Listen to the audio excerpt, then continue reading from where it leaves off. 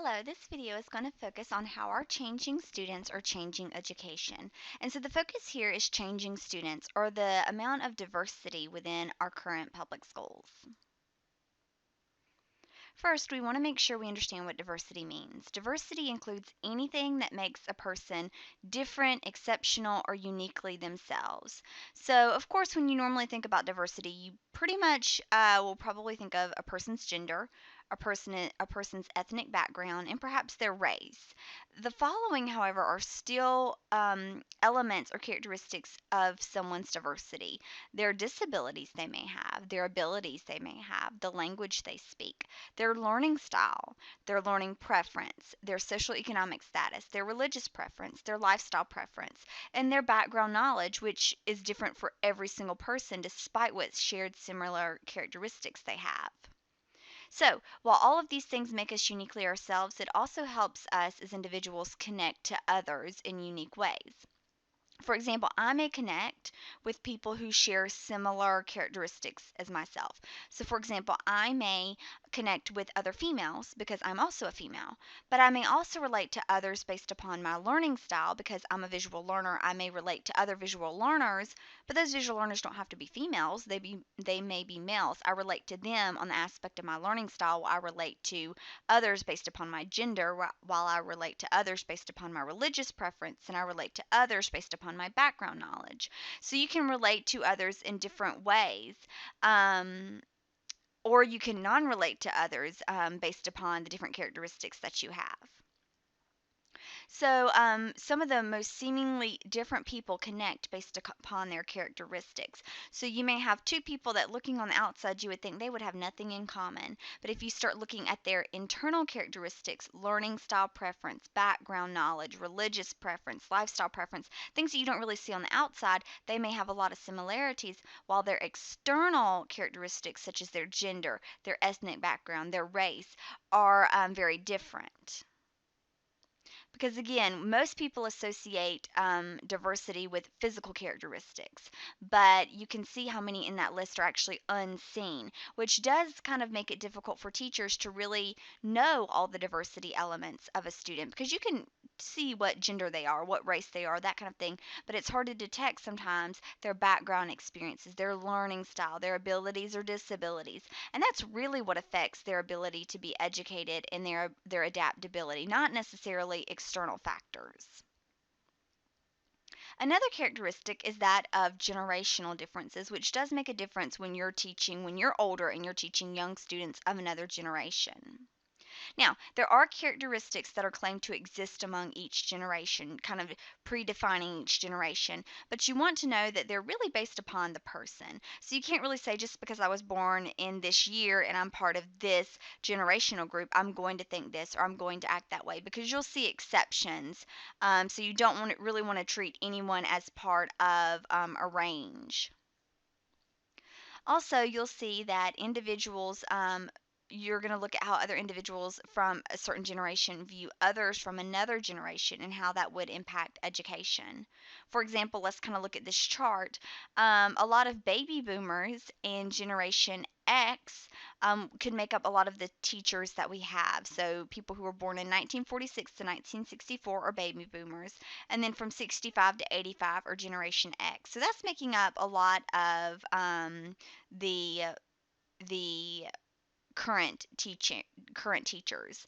So if you see some of their attributes, they're optimistic, they're workaholic, but then again, they could be independent and skeptical. But then if you look at our Generation Y students, who are our current students, you see many of them are hopeful and determined.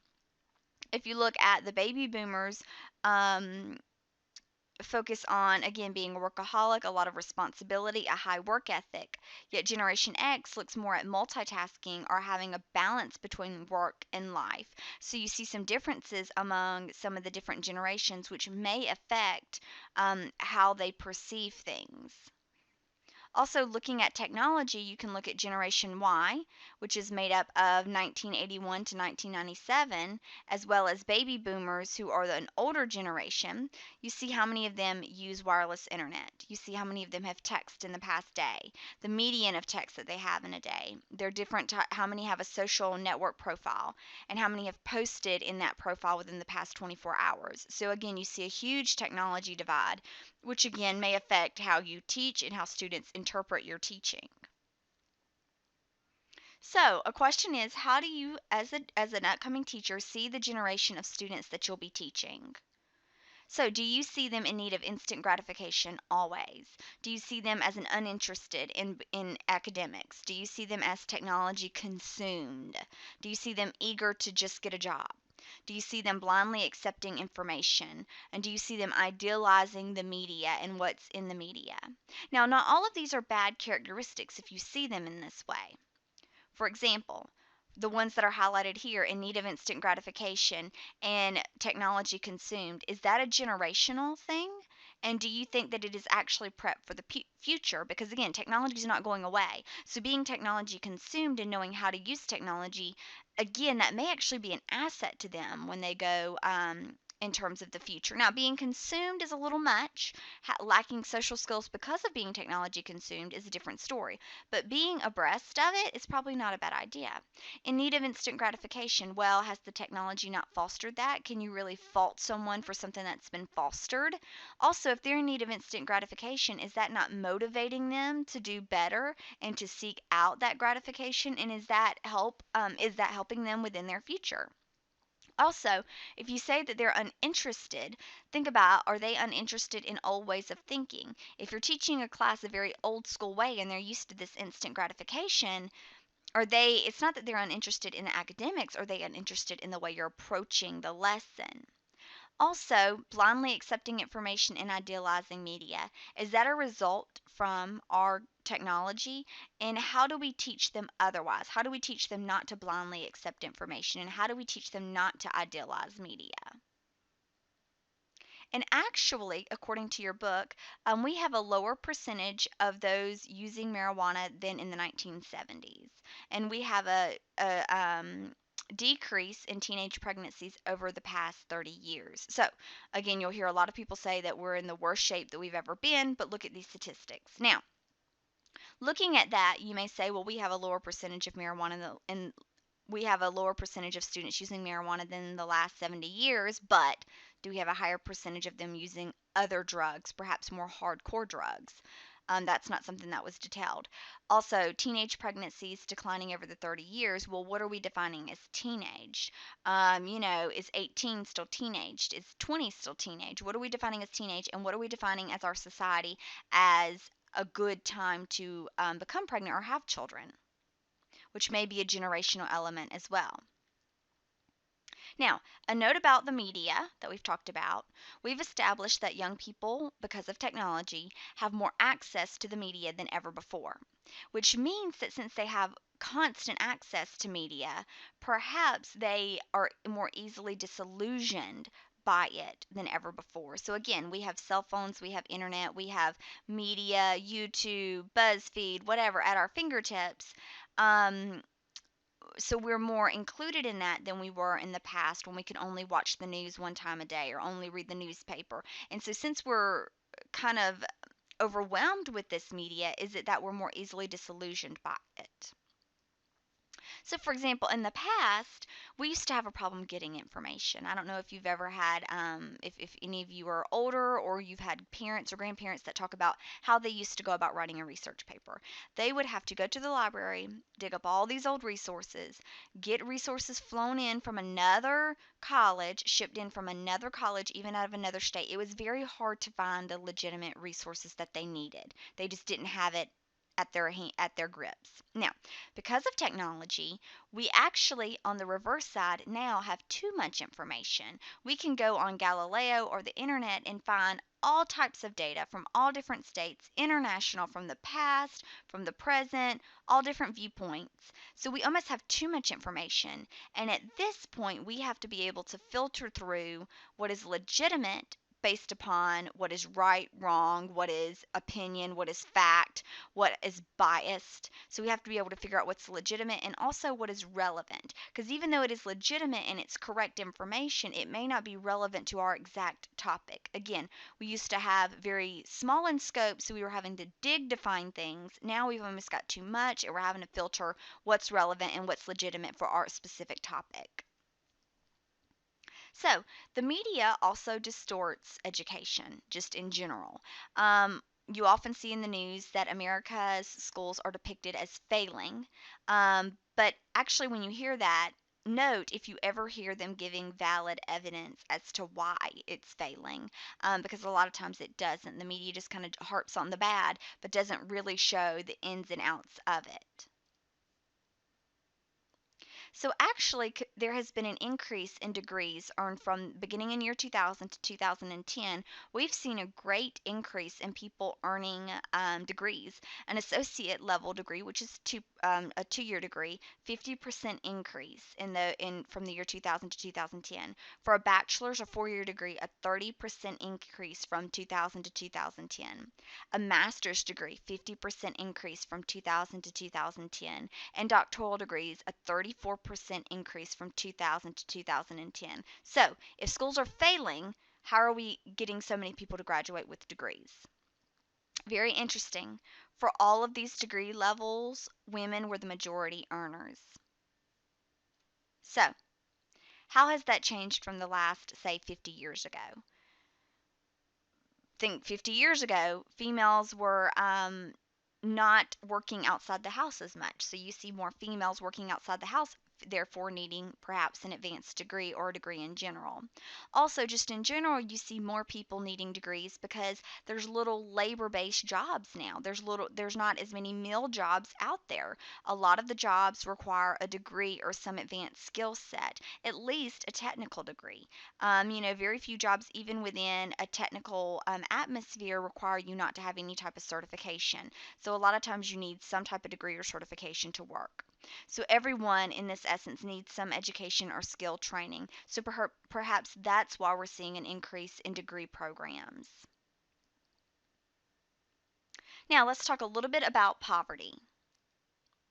It's a little bit difficult to talk about poverty if we don't have an understanding basis of what we're talking about, because poverty can be very perception based. What I see as poverty may be normal to you, or what you see as poverty may be pretty high class to me. So again, we want to have a common definition.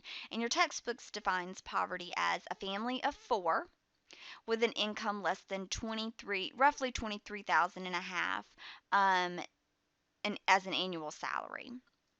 So, shocking to me was that 25% of United States children are in poverty based upon this definition. So, that's 1/4 of children are in poverty in America. Now, that's high amongst other developed countries. Now, you may compare this and say, well, there's looking at underdeveloped countries, Americans could be very rich. Even those in poverty are doing a lot better than those in underdeveloped countries. So again, we're looking at this based upon developed countries. So, and why is this a big deal? In terms of education, children in poverty are less likely to perform well at school. Why? Because lack of money and lack of funds means lack of resources, which means stress on the student because of not having those daily needs. And so that often results in a lack of memory. Also, you have a slower cognitive development, often in reading. So you see children living in poverty normally don't read as quickly or as well as other children, maybe because of a lack of resources or maybe because of a cognitive delay. You often see a poor diet and that could affect a student physically as well as mentally. A lack perhaps of prenatal care, which does affect development. There's an increased dropout rate of 6 times that of those students not in poverty. You see a lack of technology in the home, and you see a lack of enriched backgrounds. So students living in poverty don't necessarily always have books at home, educated parents at home, those to help them and show them and influence them in the ways of academics. So to add in a educational theory, we want to talk a little bit about Maslow's hierarchy of needs. So Maslow is an education theorist, and his theory was based upon that of the basic needs. Basically, his theory is that each student has a set of basic needs. The most dire needs start at the bottom and then they work their way to the top. So, if a student does not have their most basic needs, so the bottom of the pyramid, met, then they're not able to move up the pyramid. So, if we look at the very bottom, we see a student must be able to breathe properly. They must have food and water and sleep to be able to function. And if they do not have those basic needs met, then they can't move up to the next one, which means having a level of security. So, being secure of their body, being secure in their family, being secure in their health. If they do not have those, they cannot move up to having solid friendships or solid family friendships. Then, if you move up the pyramid, you see even esteem. If the student does not have the three basic levels met, they cannot develop any level of self esteem, confidence, achievement, respect. So, a lot of times, people with behavior issues have those lower three levels somewhere not met, and therefore they can't develop respect for others because maybe their basic needs have not been met. So at the top level is self actualization, which is the highest level. And some people never reach that level because they have issues within their lower tiers. So if we look at students in poverty, a lot of times they don't have basic food or basic water, or they don't have, convenient and consistent sleep. So if they don't have that, then they're not going to be able to move up the different pyramids.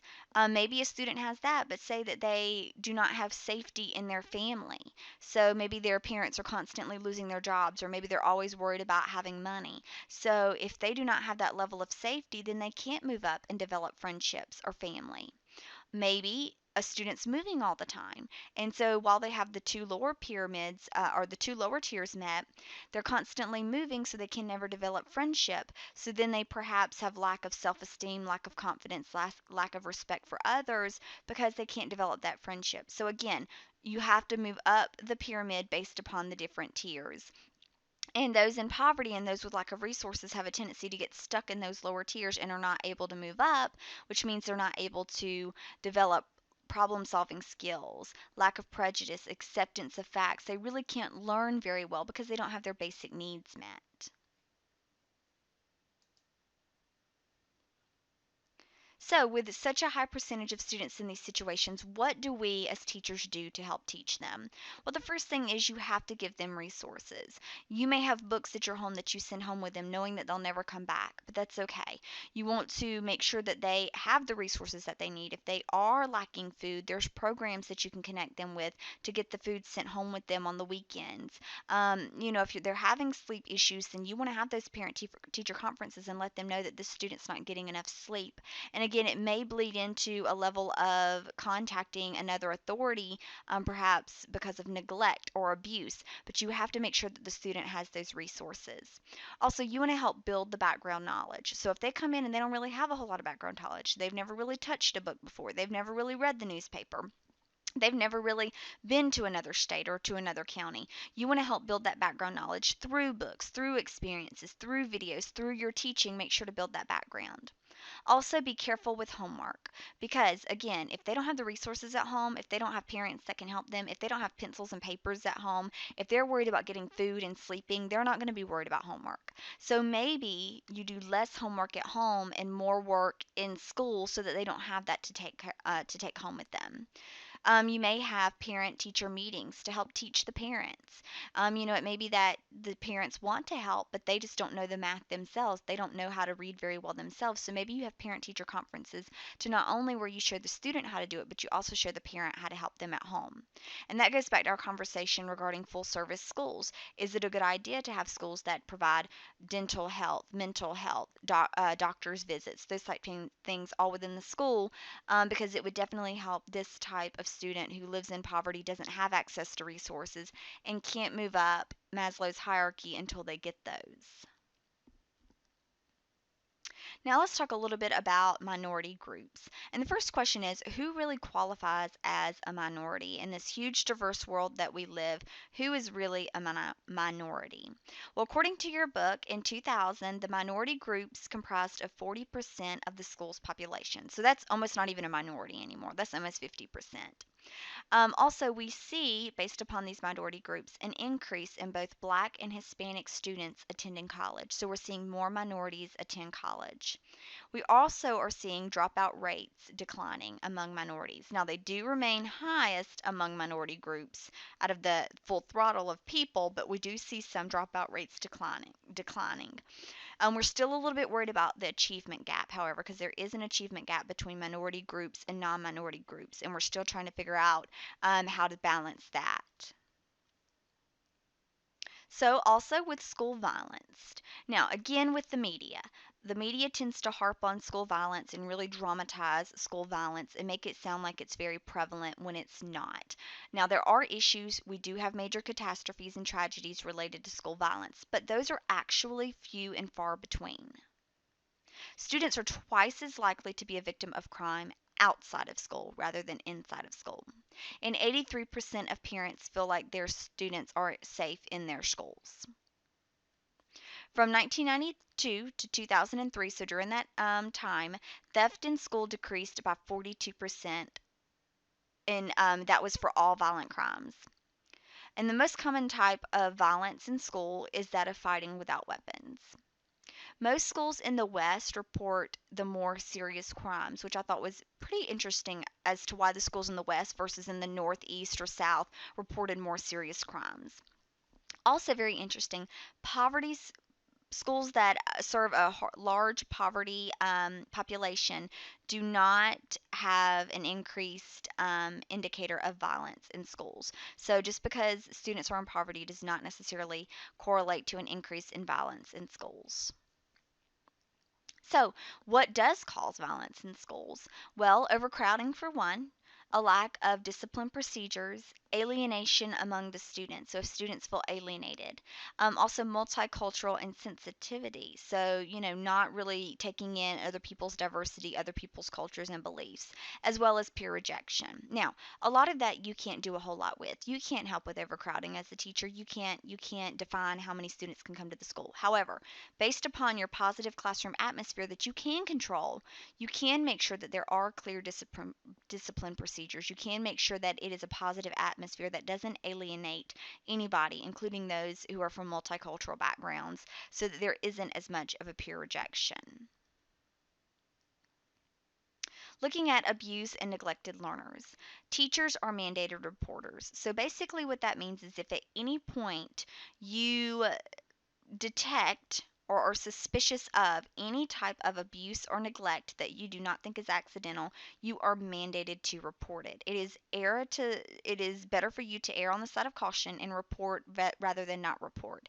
If you do not report and it does get reported and it is a legitimate issue, you can be in equal trouble for not mandated reporting it. So again, you must report.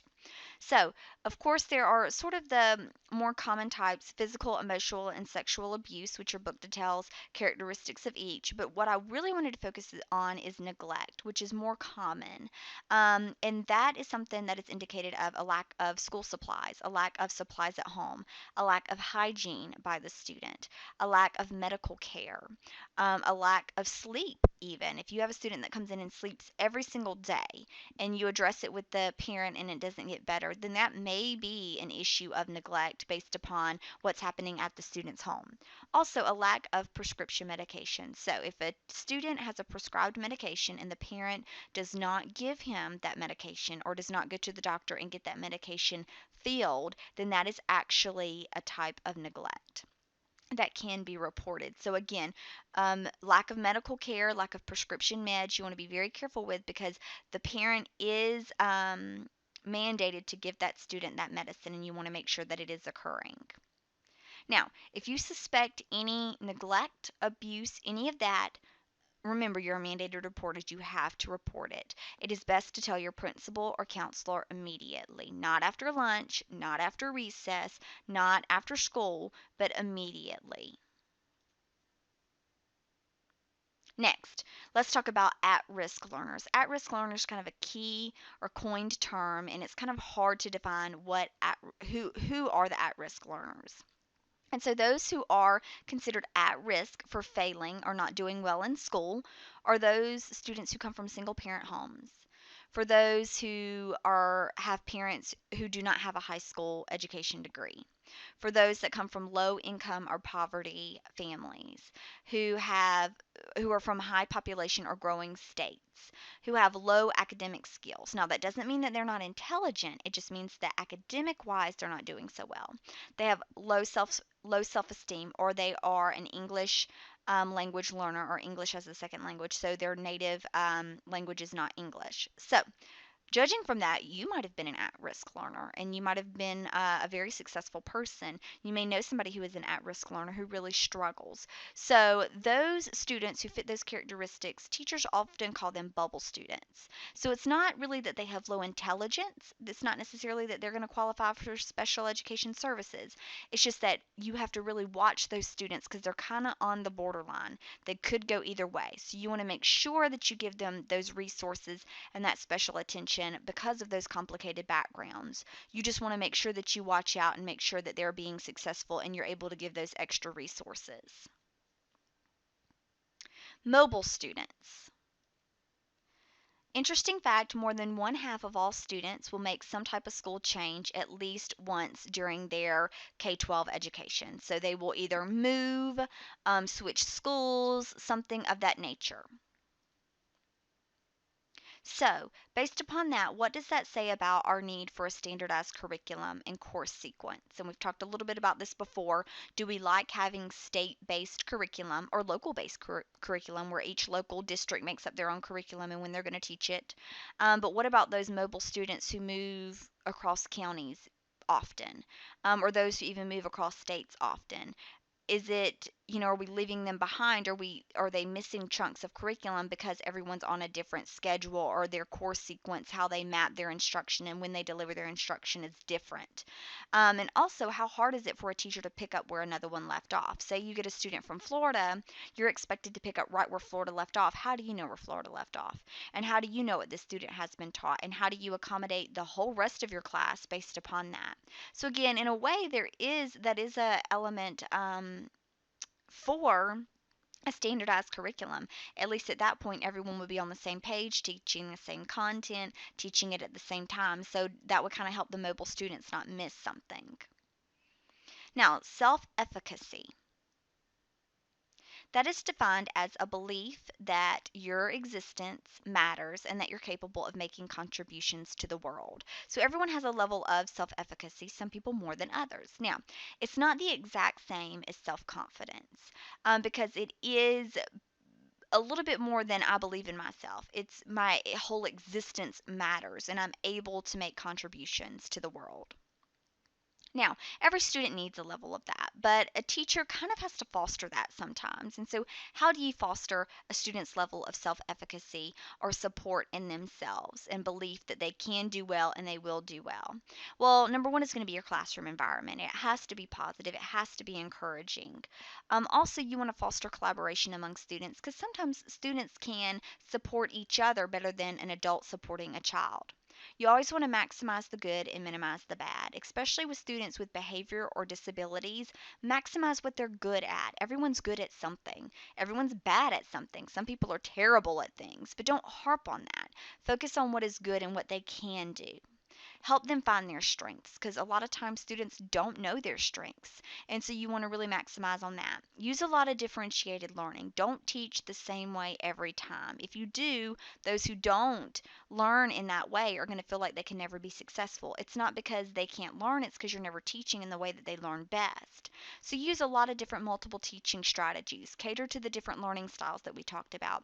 That way everyone has a chance to be successful and learn.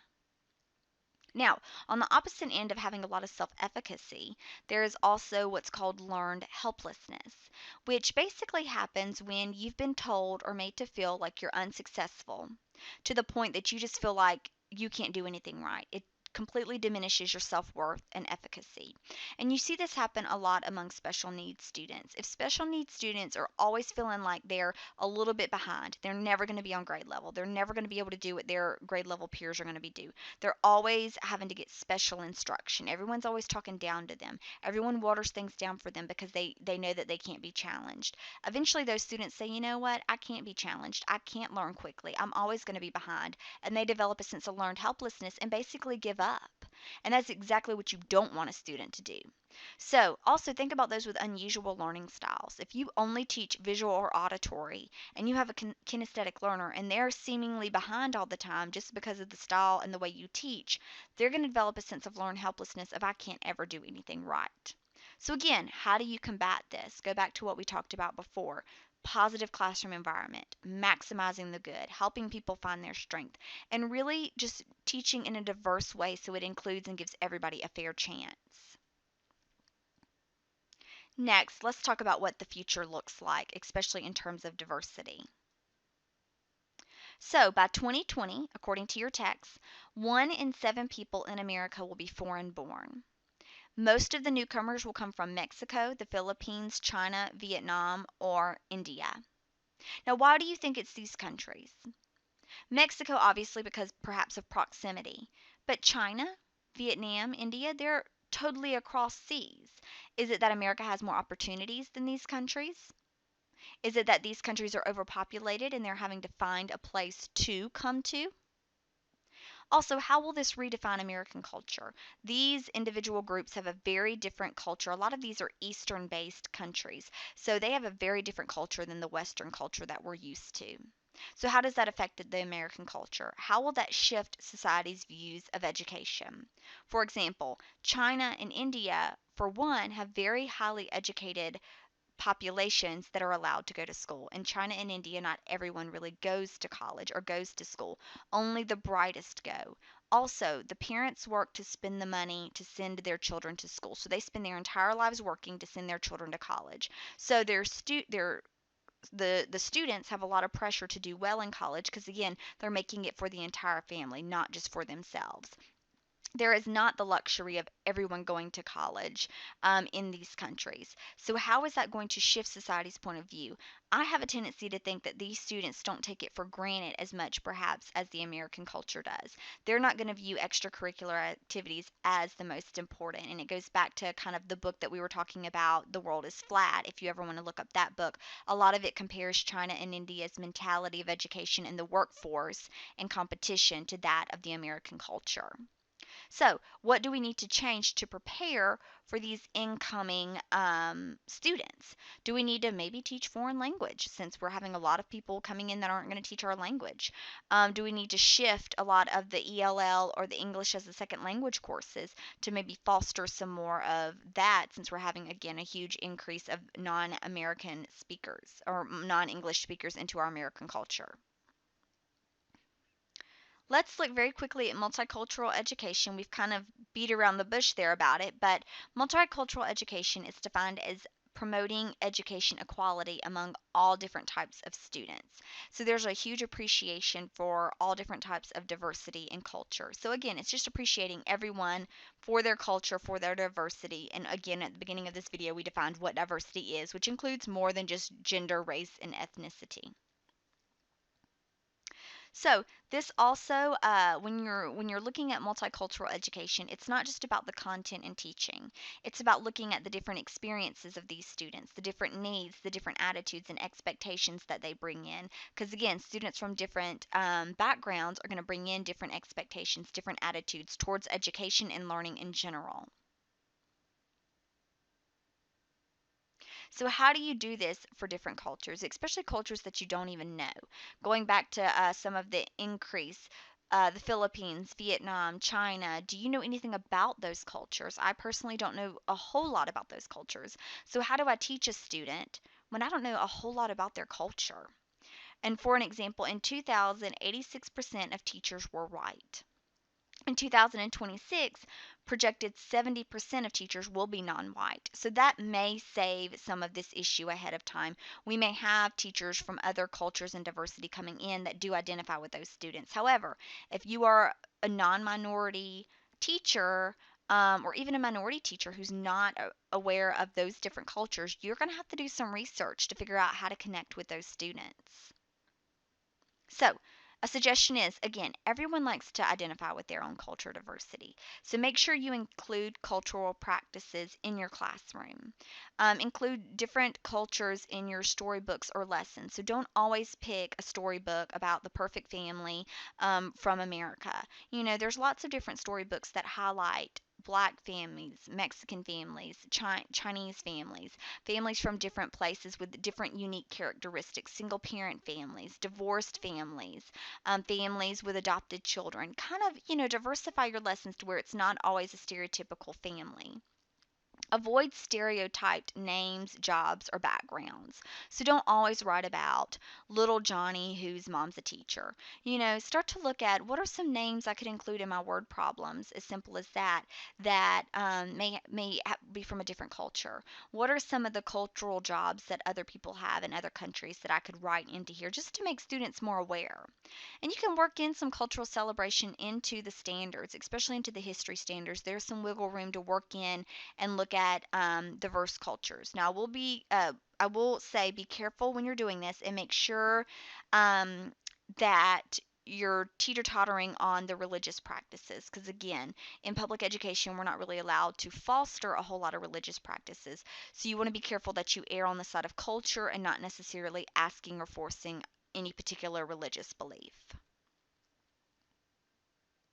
Now let's look at some different stereotypes related to education. For example, some of the stereotypes you might draw based upon certain characteristics of a student are: I have a student from a single parent house, so I bet there's going to be no parent involvement. That's not always the case. A lot of times, parents from a single parent home want to be involved, they just don't have the time or the knowledge. So, again, it's more of a timing necessarily than a desire. Another stereotype may be I have a minority student, so he's bound to struggle. Not all minority students struggle. Some are actually really intelligent and have come from a background that really values education, so they actually may do better or do right up to par with the other students. I have a minority student, so he won't value education. That's not true. Actually, a lot of other cultures from which the student may be value education perhaps more than the American culture. I have a male student, so he's going to be too active. That's not always, again, the case. Sometimes you have females who are very active, and sometimes you have males that are not. So it's really based upon the individual. I can't put my girls together in a group because they'll talk too much. Again, very much a stereotype. I have a student with a learning disability, so I'll have to help him with everything. Not true. You may have a student with a learning disability in reading, and you may have to help him with reading, but he may be excellent, up to par, or even above grade level in math. So, again, it's not always about he's going to struggle with everything. Also, I have a gifted student, and gifted students can do everything alone. Absolutely not true. Gifted students are not brilliant in everything. They perhaps have a slight giftedness, perhaps they're creative, but they need to be challenged as well. They can't just be left alone just to keep themselves busy. You have to find a way to educate them and take them to the next level as well.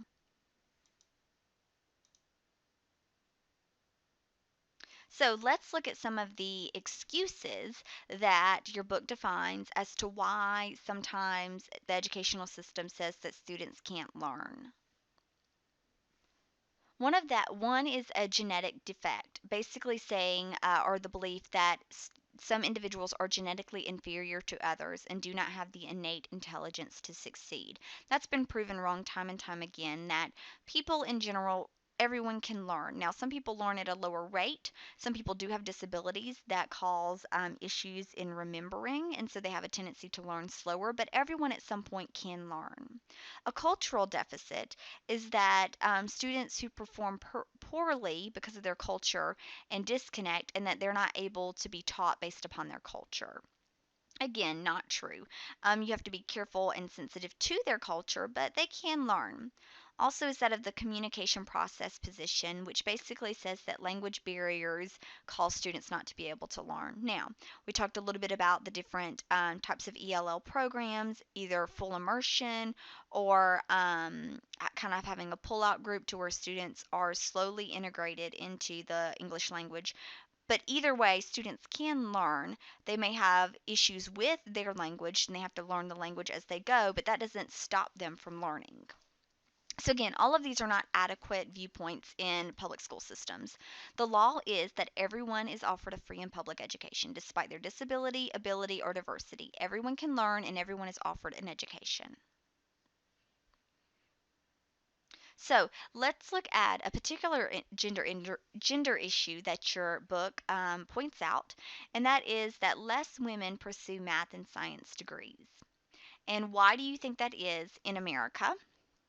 Do you think that's a cultural issue? Is it that we as a culture don't really push women into the math and science areas and say that's more of a male role? And do we push them more into the humanities, the teaching, the nursing, that kind of thing? Or is it just a way of the past? In the past, most women did not pursue math and science. They pursued teaching and nursing and humanities and things like that. So, is it more of a past cultural belief?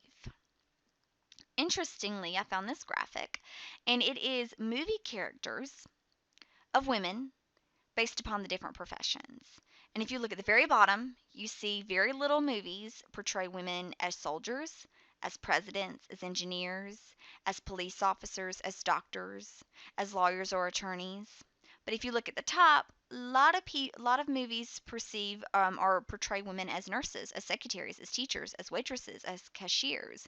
So again, is it going back to the media, that the media influences what we do and what we believe and what we perceive as our gender roles or as our diversity? Now, let's talk a little bit about learning styles, and those are similar to what we talked about a little bit before, which were multiple intelligences. So the multiple intelligences, again, are based upon Gardner's theory that everyone is smart in their own way. And so we looked at a couple of them were linguistic, interpersonal, intrapersonal, kinesthetic, bodily kinesthetic, spatial, logical, mathematical. So again, you may have a preference in one of those. So these aren't quite the same. Learning styles are not quite the same, but they can be defined differently depending on who the researcher is.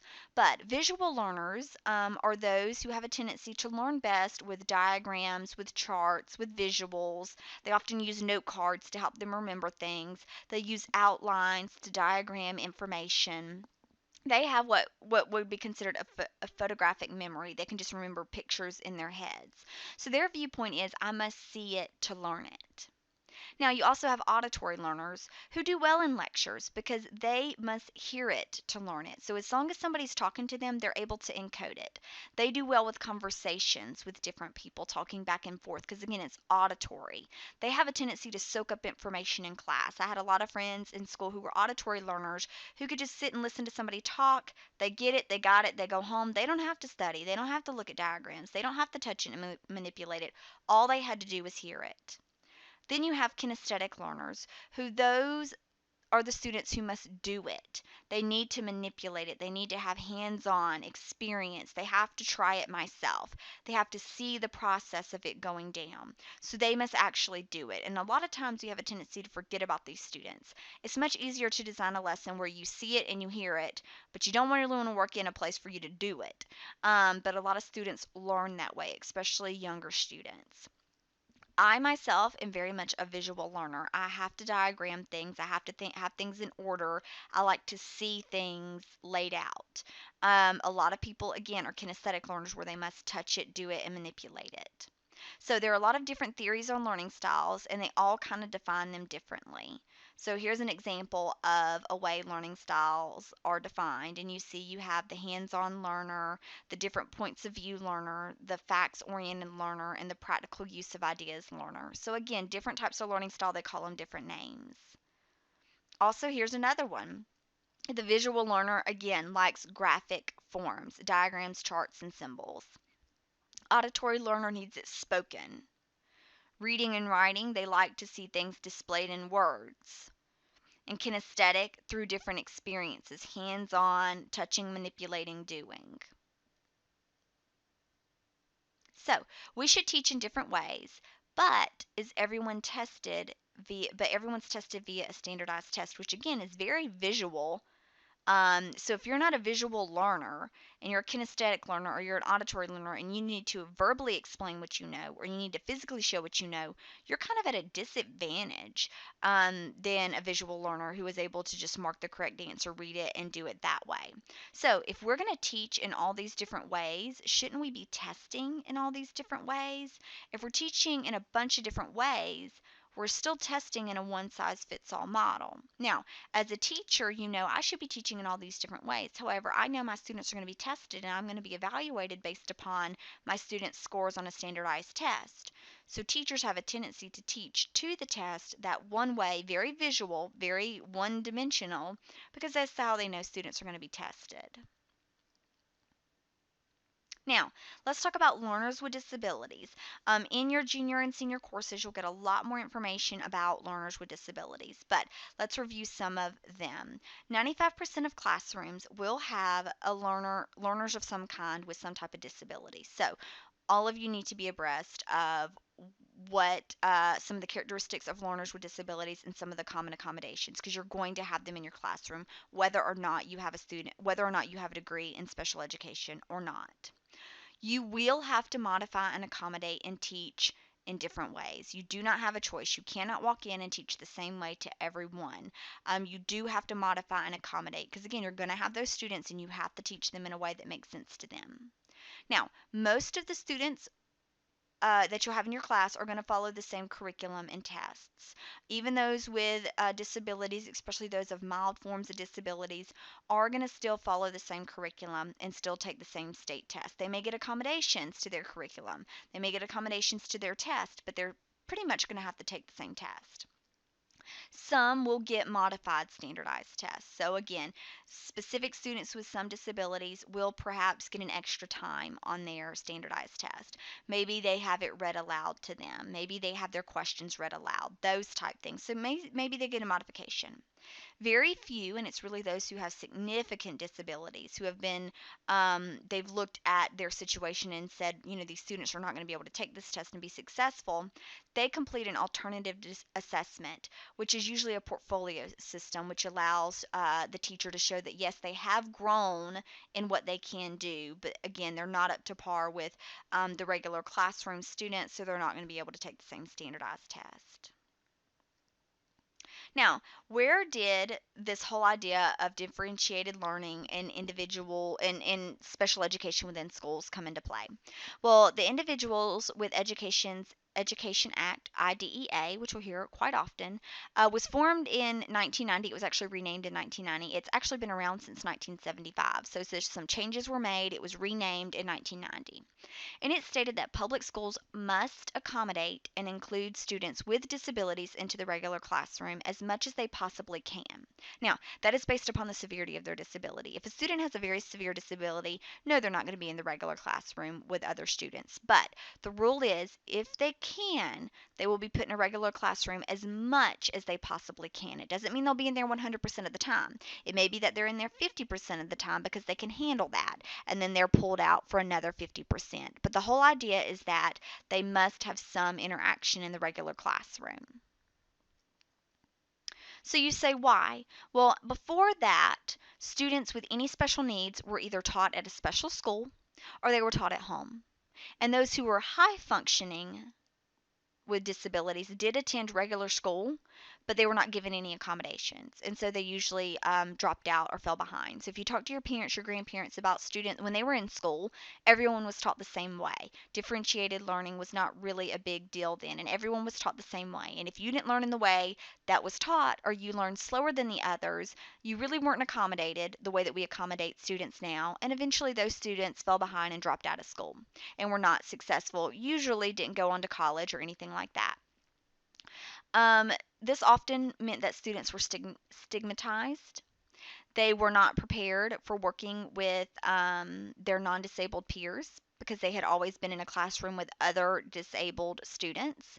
They were not taught to function on their highest level of functioning. So again, with the learned helplessness, there was a sense of, oh, they're in a special school. Oh, they're in a disabled group of students. So we'll just, let them pass. We'll just give them something to do to keep them entertained. But we're not going to challenge them and have them grow as much as the regular class. They were not pushed as hard.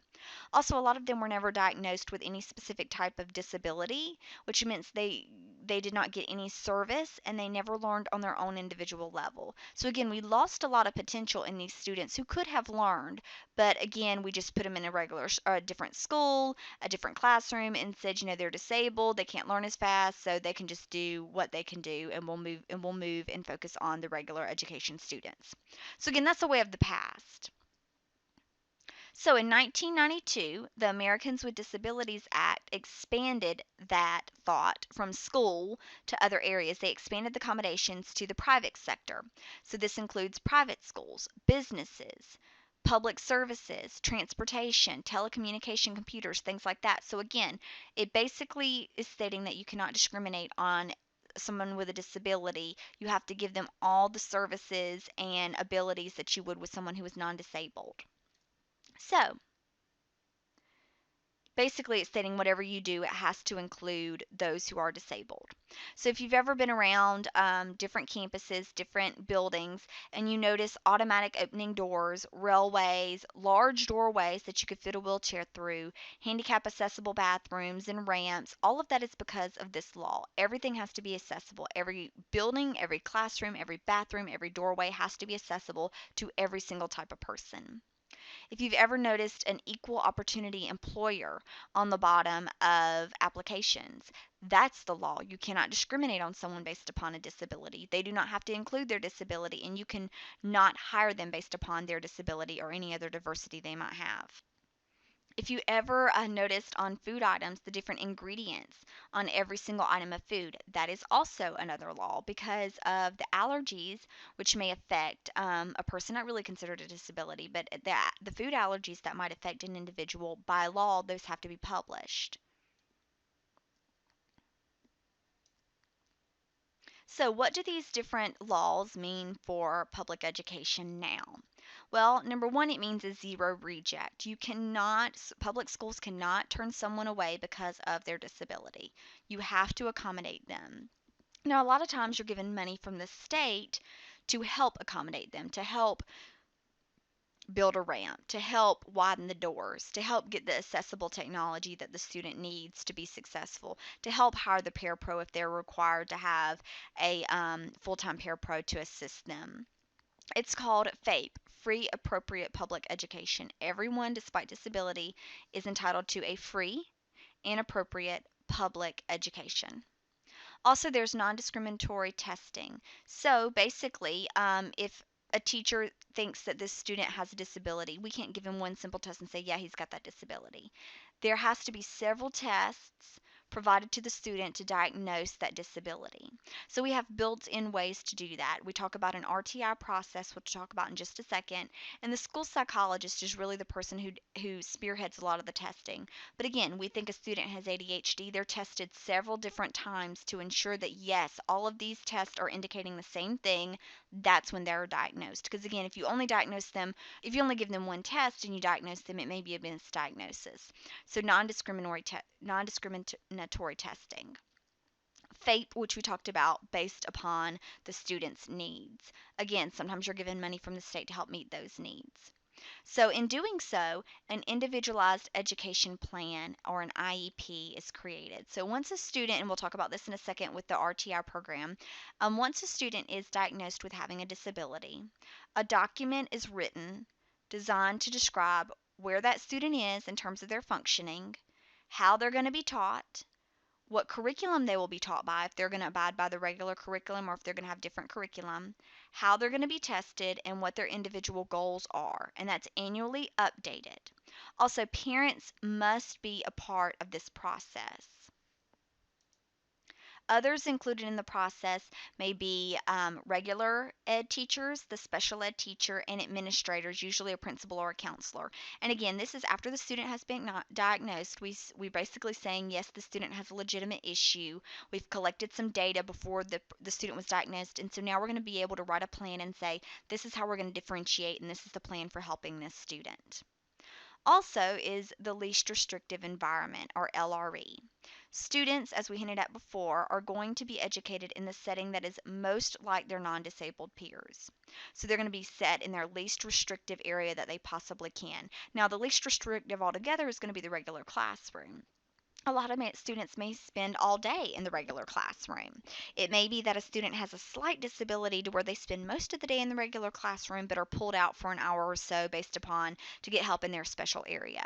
Now, it may be that a student has more of a severe disability and they're not able to function in a regular classroom. Then their least restrictive environment may be a resource room, may be a self-contained room. It's less restrictive than hospital homebound, but it's more restrictive than a regular classroom. But that student has shown that he's not able to function in a regular classroom. So again, it's least restrictive, but it's different depending on the severity of the disability. That bleeds into inclusion. Inclusion is the idea that the student is in the regular classroom most of the day, but has built-in modifications from the regular education teacher. So perhaps they get longer time on a test, they work in small groups, that kind of thing. So again, a lot of the less disabled students are going to be included in a regular classroom based upon the inclusion model. It may be that they never even see a special education teacher. A lot of times the regular education teacher may just make modifications, give them extra time, give them less problems to do, work with them in small groups, that kind of thing. And they're never really in need of special needs services. They're never really in need of a pull-out program, and they're never really in need of severe modifications. Because again, the goal is to get students functioning with their non-disabled peers as much as possible. Now, all of this must occur based upon what is defined as due process, which means parents are included in this process, and the process usually is as follows. First of all, you start with RTI from the regular teacher, and we're going to define what RTI is in just a second. But we're going to look at RTI with the regular teacher. Then, if the student makes it through all the different levels of RTI, the student will undergo testing. And again, we defined it's going to be multiple different tests. Usually that's with the school psychologist to help define the disability. Based upon the multiple tests, the student may get a diagnosis with a certain type of disability. After that, as we talked about, the IEP, the Individualized Education Plan, will be created. Then, after the IEP is created, everyone's agreed, including the parents, that these are the services, these are the goals.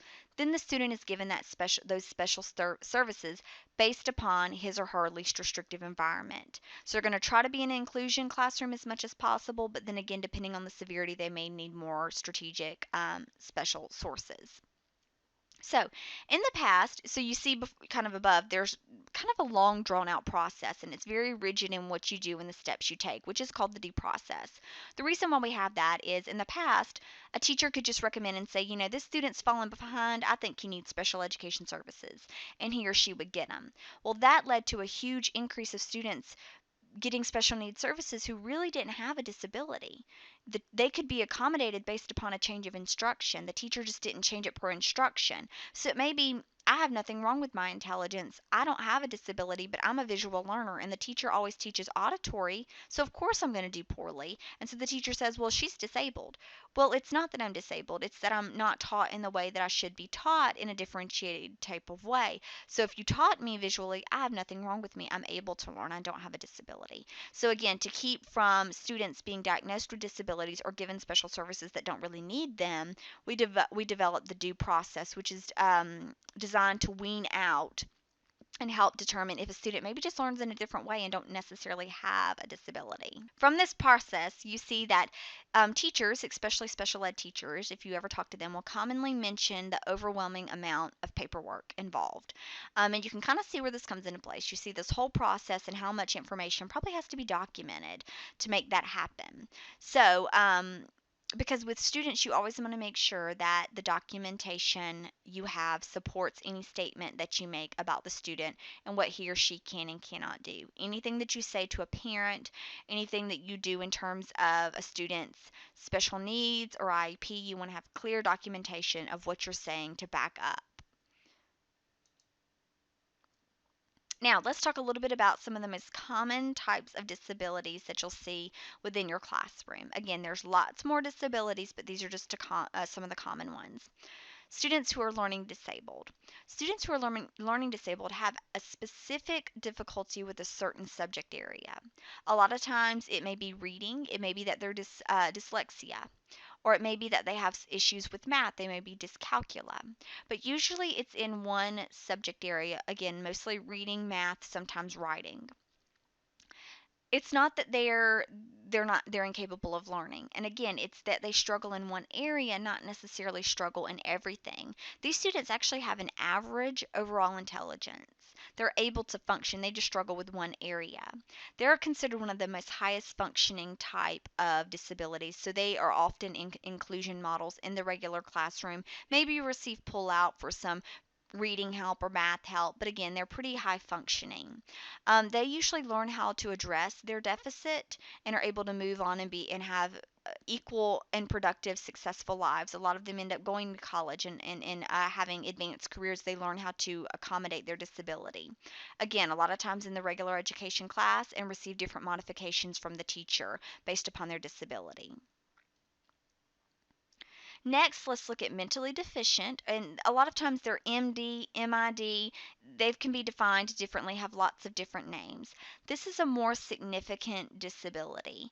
Most of the time, these students have a lower IQ or intelligence than the average student. So it's not necessarily one particular subject area, it's just in general, they learn slower, they are less adaptive, they have lower IQ. And there's even levels amongst this. So you have high functioning and you even have low functioning among the mentally deficit. Also, students with this not only have a lower IQ, they also have low adaptive or functional skills. So these are students who have trouble, tying their shoes, brushing their teeth, putting together a schedule, following through on what they have planned, those type things. And so, depending on their level of severity, sometimes these students in their IEPs focus on basic needs and survival. So, how to drive a car, how to balance a checkbook, how to make basic decisions. And sometimes they're taught in a self contained or specialized class because, again, at that point, depending on the severity, they're not able to function as much with their regular peers. And so perhaps they go with a specialized program. They use a portfolio system to show growth, but it's not necessarily on target with their non disabled peers. Then we have emotionally behavioral disordered or EBD students. These usually do not have per se an intelligence problem, per se an academic problem. The focus here and the root here is on emotions and behavior. So, this is again a disorder of behavior. Um, a lot of times people say, well, these students are just bad, and that's not necessarily the case. It can be triggered by a chemical imbalance in their body. It can be triggered by environmental factors that cause them to not be able to emotionally cope and therefore act out behaviorally. And again, going back to Maslow's hierarchy, not getting those low tiers. So again, they lack respect for others. A lot of times these students are included in a regular classroom unless perhaps they're violent of some kind, and then they may be in self-contained. Sometimes they do have pull out, and a lot of times that's focused on counseling and working through behavior and emotional problems. But again, usually they have normal intelligence and are academically able to perform. It's more of an emotional disorder. Then we have attention deficit hyperactivity disorder, or ADHD. Some people call it ADD. Now there are two different types. There is the hyperactive type, which with those students they have a tendency to be impulsive and have to have a lot of movement. They're up and down and everywhere, which is more of what most people associate with ADHD. There's also inattentive, however, and those students have trouble focusing and taking care of tasks and following through. Now, some students can have both. They may be hyperactive and inattentive, or you may have just hyperactive or just inattentive. A lot of times, those who are only inattentive go undiagnosed because you're more likely to notice those who are hyperactive than those who are just not paying attention. This is not just a boy disorder, which is a stereotype of the past. A lot of females have ADHD. They have a tendency to have more of the inattentive type then, though that is less that is less focused and that is less detectable than those with hyperactivity. Very important that you can't just say, "Well, I have ADHD." You have to be diagnosed by a physician. So, you can't just say, "Well, I have ADHD because I'm hyper." Being ADHD does not mean that you're hyper. This is a significant disability that affects one's academic abilities. So, again, you have to be diagnosed by a physician. These students have average intelligence, if not above.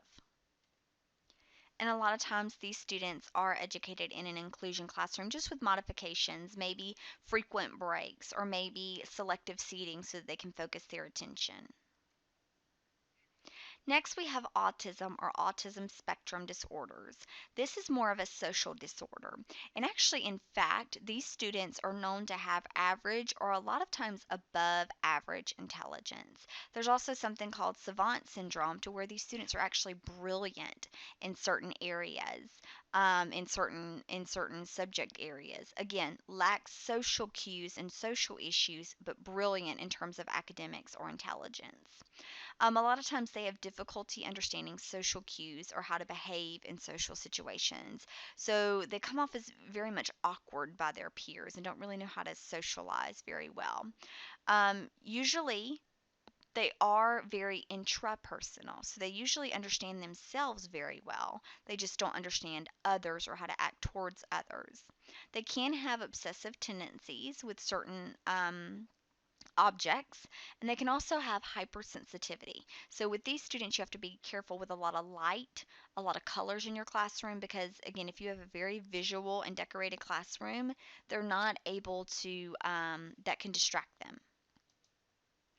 This also includes touch. So, a lot of times these students do not necessarily appreciate being touched very often, or hugged or touched, because they're hypersensitive to touch. Again, it could be the opposite in that they really enjoy being touched and hugged and that kind of thing, because again, they're hypersensitive to different senses. They also have difficulty communicating. Again, they don't have a tendency to look you in the eye. They use inappropriate words, use them out of order, because again, it's a social disorder. Sometimes severe students with this issue are sometimes even nonverbal, and so they have special technology devices that help them point and say, or help them, mimic and conversate and get the point across of what they want, because some of them are so have such a social disorder that they're not even able to speak. Gifted students are not necessarily considered having a disability, but they are often included in exceptional students. They're kind of on the other end in that they have an ability. Now, gifted students are usually tested into a program. So there's usually some type of test that they have to complete. And it's more than just being smart or having high grades or being a quick learner. Usually the test has some type of creative or critical thinking element. So the student has to show how they are able to critically or creatively problem solve above that of their regular age group. Usually, they're part of an inclusion program. Sometimes they're pulled out as part of an enhanced pull out program. So maybe once a week or a couple of hours a day, they go to the gifted class, to where they're taught on higher levels of Bloom's taxonomy that we've been doing. They're looking at more of the higher order thinking versus the regular. Um, if you teach students who are gifted, it's very important that you don't just give them more work. That's not the goal. The goal is that you give them the same amount of work, but you ask them, again, higher level of Bloom's taxonomy, synthesize and evaluate and apply versus just tell me. Um, they should not become tutors to students with special needs, which is something that happens often, is that, oh, you get the concept because you're gifted, let me just have you teach these students who need help. It's not the gifted student's job to teach the other students. That's your job. Your also job is to help them, accommodate for them so that they understand things on a higher level. Gifted students have a tendency to become disinterested if they are given more work and they perceive that as unfair, or if they're not motivated or challenged. So some gifted students actually begin to act out and have behavior problems, because again, they're not being challenged or differentiated for. So let's talk very quickly about the response to intervention, which I promised you I would tell you about. And that is somewhat of a new procedure and policy, and it's done during the upper stages of helping to diagnose a student if you think he or she has a disability. So, based upon the idea that we have to show that students have or need a special service, we have to prove that, again, we've tried different things in the classroom to try to accommodate them, and that since we can accommodate them, it may be a true disability. So again, we said before that in the past we would commonly just say, well, a student can't learn in the way I'm teaching, they must have a disability. What we have to show now is a student can't learn in the way I'm teaching, and I've tried all these different ways to teach them, so they perhaps have a disability. So basically, you have this is a process of where you can show different documentation that you, again, as a teacher, are teaching with multiple learning styles. You're doing different multiple intelligences. You're doing different types of grouping. You're allowing them to show what they know in different ways other than just a test. So you're showing that you're trying different ways, and if it's still not determined that they can learn and they're progressing, then you may test them for a disability. Now, important to note, RTI can be based upon academics or behavior. So it may be that you're making accommodations based upon academics. It may be that you're making accommodations based upon behavior. So let's kind of look at the pyramid. At the very bottom is tier 1. That's where pretty much everyone starts. That's where everyone's functioning. So 80% of students are going to function at this level. And that's kind of on grade level, the regular instruction, the core curriculum, everyone teaching on the same standards. Now, say you have a student who's not being successful based upon that. Then you move him up to tier 2, which 15% of students are going to be. So those perhaps are slower learners. They don't necessarily have a disability, they just learn slower or learn in a different way. So then, based upon that, you use different accommodations, different small groups, teach in different ways. Now, if a student starts to learn and they're starting to get on grade level at that point, you move them back down to tier 1. So again, you're trying to get them in the regular classroom and have them functioning on the same level as everyone else. Now, if for some reason they're not successful, that's okay. You move them up to tier 3. They get even more intensive individualized learning, small groups, that kind of thing. Not necessarily that they have a disability at this point. It may be that they just they learn much slower than others. If they start performing, move them down to tier 2. If they continue to perform, move down to tier 1.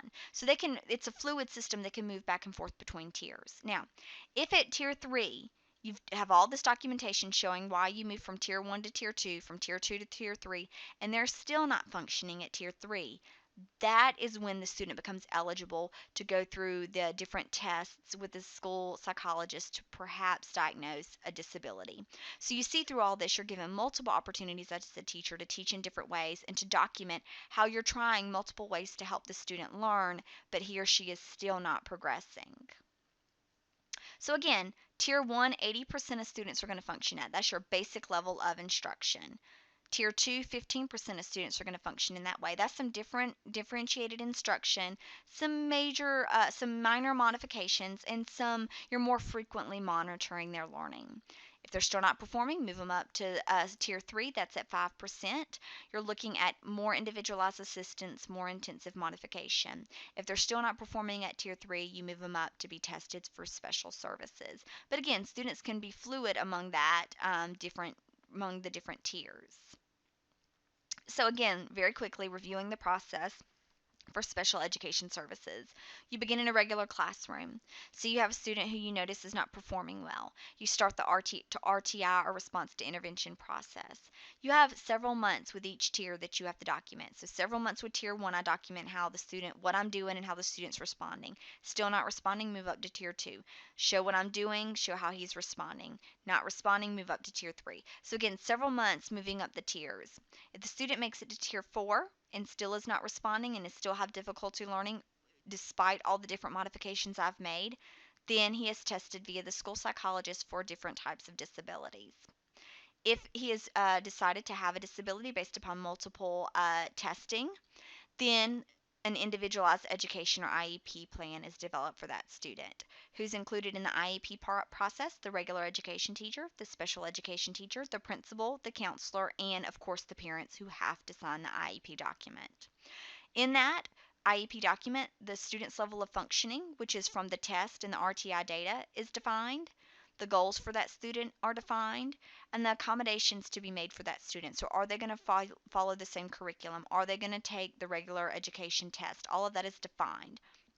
If they're going to get modifications on the test, what type of modifications. Are they going to get extra time? Are they going to get a different setting? So maybe they get to be in a classroom by themselves.